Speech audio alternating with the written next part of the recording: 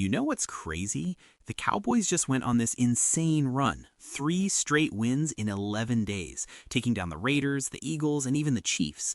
Everyone was hyped, the momentum was real, and heading into that Lions game, it felt like we were finally about to turn this season around. A win there could have pushed our playoff chances close to 40%. But then, well, you know what happened. That loss didn't just sting, it felt like we got punched in the gut and took 10 steps backward. And sure, we can talk about the offense struggling, the defense being a mess, but there's something way more frustrating that's been flying under the radar, something that's quietly killing us game after game, and it's about time we address it head on. What's up, Cowboys? Welcome to the NFL Playbook Cowboys. If you're new here, don't forget to hit that subscribe button. This channel is all about breaking down everything you need to know about the America's team. So, let's talk about what really went wrong against Detroit. Yeah, we can sit here and list all the obvious stuff that cost us the game. The turnovers were brutal. Jake Ferguson's fumble led straight to a Lions touchdown. Dak's first interception turned into immediate Detroit points. The second pick honestly didn't matter as much at that point. But here's the thing. When you're going up against a legitimate playoff caliber team like the Lions, you just can't be handing them free points and expect to walk out with a win. Those turnovers, combined with our inability to punch it in when we got to the red zone, settling for field goals over and over, that's not the recipe for beating Detroit on the road. We all know this stuff, right? I mean, we've been watching football for years, some of us 2 or 3 decades now. The basics are simple. Don't turn the ball over, don't let your defense get shredded. But here's what most people aren't talking about, and this is the part that's driving me absolutely crazy. You cannot, and I mean cannot, put an already struggling defense in terrible field position literally every single possession. And that's exactly what happened because of our special teams play. It was absolutely abysmal, and it put our defense, which is already bad enough as it is, in the worst possible situations all night long. Now, let me throw some numbers at you that'll make your head spin. The Cowboys gave up 261 kickoff return yards on just 8 returns against Detroit. Do the math on that. That's an average starting field position of the 36.5-yard line for the Lions.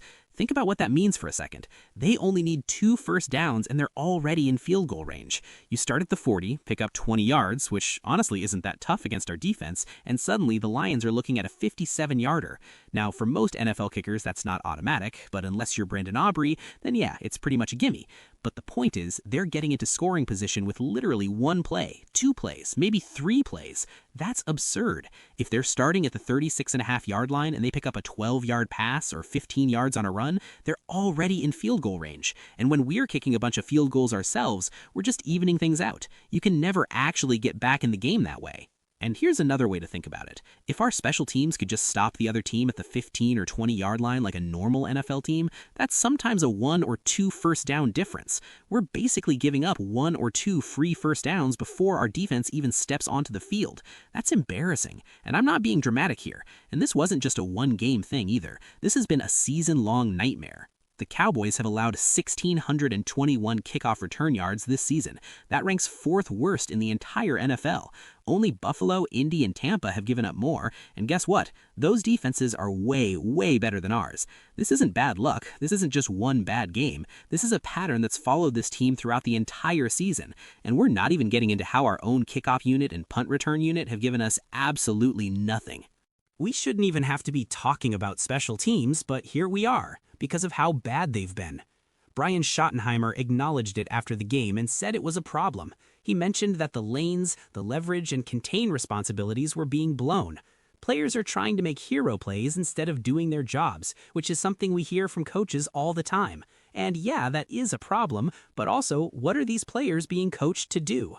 Schottenheimer said that personnel changes could be on the table, that they might switch some guys out because typically it's the bottom part of the roster guys that are on special teams for both punt and kick return, but honestly, I don't really think that's the real problem here. The special teams coach has to go.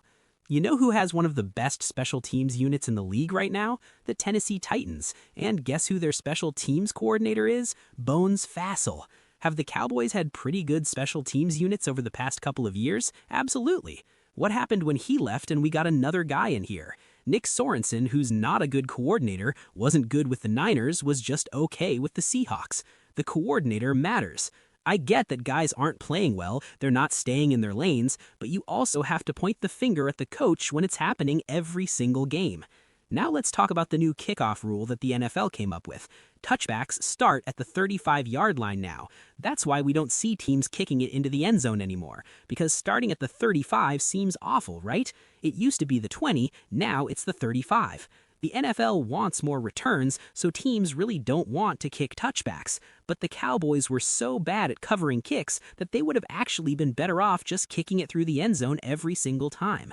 Something that's meant to penalize you would have ended up being the better option. It would have saved us 1.5 yards per kick return, which over the course of a game is more than one full first down of field position. Something the NFL doesn't want you to do, something they'll penalize you for, and we somehow would have been better off just doing that anyway. That's how bad we've been. And it's going to continue to be a problem. I can't imagine this just magically gets fixed overnight. The Vikings game is coming up, and it's going to matter. You just hope it doesn't bite us at the worst possible times, like letting them return it to midfield instead of holding them to the 25. That's 2.5 first downs we're giving away. Minnesota averages 26.23 yards per kickoff return. Detroit averages 26.91. They're nearly identical, so we're pretty much playing the same or very similar special teams unit next week. The problem with special teams is that you don't really notice it until it's either really bad or really good. And right now, with a defense that ranks at the bottom of the league in nearly every single metric, we can't have our special teams also ranking 28th. The offense is literally carrying every aspect of this team. And guess what? It's not working. Nick Sorensen, Matt Eberflus, they're hurting this team, plain and simple. The defense is already bad enough. We can't make it easier for opposing offenses when our defense already makes it super easy as it is. When we're playing J.J. McCarthy in this Minnesota team that hasn't really figured it out offensively yet, we can't make a young quarterback's life even easier. It needs to be a point of emphasis going into the Vikings game.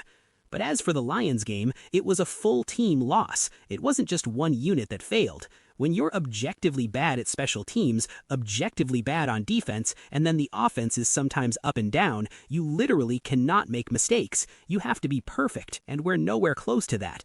It's easy to criticize the defense and the offense because they're much more on display. They're on the field 99.9% of the time, so we can talk about those units endlessly. But special teams usually isn't part of the conversation until it's either really good or really bad. And right now, it's really bad. This is something that has to get addressed immediately if we have any hope of salvaging this season and making a legitimate playoff push. We can't keep shooting ourselves in the foot week after week and expect different results. Something's got to change, and it's got to change fast.